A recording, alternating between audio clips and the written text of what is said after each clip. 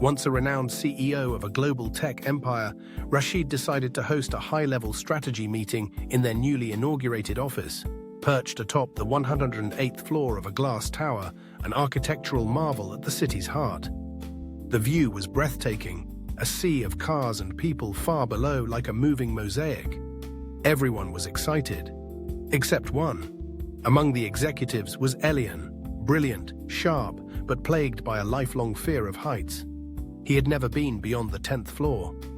As the elevator glided past floor after floor, Elian's breath grew shallow. At floor 50, he turned pale. At 90, he collapsed. And when they reached the summit, floor 108, he lost all composure. Screaming, clinging to the glass wall, begging to go back down. No words, no comforts could calm him. The meeting stalled. Tension thickened in the air. Rashid, once thrilled by the sky-high gathering, now sat torn. Do I end this for everyone? For the sake of one? Just then, Karim, a senior advisor who had joined merely as an observer, approached. "Sir," he said calmly, "if you permit me to act in my way, I believe I can help." Rashid gave a slow nod. "So long as you do no harm." Karim smiled, walked to Elian, and without warning, opened the emergency access to the narrow glass maintenance balcony, a pathway hugging the building's edge. Gasps filled the room as he gently but firmly ushered Elian outside. No roof, just a low safety rail and a 400-meter drop into open air.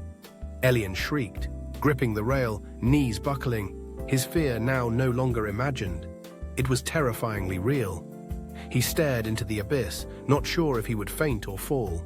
After minutes that felt like hours, Karim brought him back inside. Elian, soaked in sweat, trembling, gasped for air. Then, unexpectedly, he laughed. "Thank God for this glass wall." The rest of the meeting, calm, focused, Elian contributed more than anyone, clear, collected, and still. Later that night, Rashid asked Karim, "How did you know it would work?" Karim looked out at the skyline. "Because once I let fear ruin everything. I loved a woman deeply, but feared betrayal so much that I suffocated her with control and paranoia. She left, and I drowned in the silence she left behind. Only then did I learn to let go, to face the thing I feared most. She returned.